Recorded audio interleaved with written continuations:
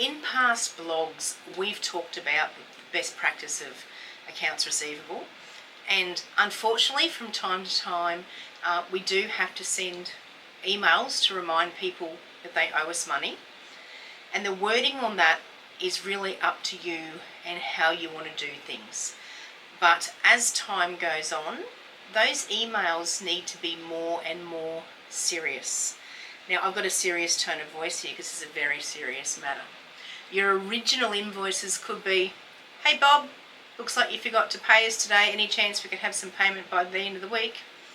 And then the emails need to get more and more serious, to the extent of, "Dear Mr. Smith, we issued you an invoice on the 1st of January with the 7th of January due date. It appears it's still unpaid.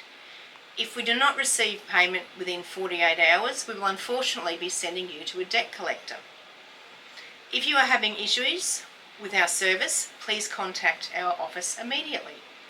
Always give the customer the ability to dispute the service. Now, I'm not saying the customer is always right, and sometimes you've got to stand your ground and say, "No, I provided this service, or I sold you this, and you need to pay for it." And if that's the case, then you do need to take the next step and escalate it.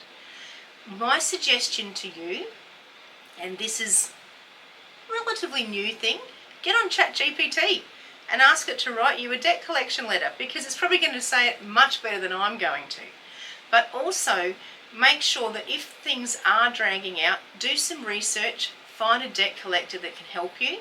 Here in Queensland, there's also a system to do with the small business debts, which can be done through the courthouse, where a bailiff will go out and issue a demand to someone for payment. And if payment isn't done, then basically they get pulled to court.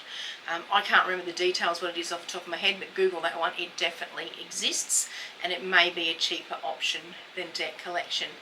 If you do want some details of a debt collection agency, just ring the office. We've got a few on hand that we refer.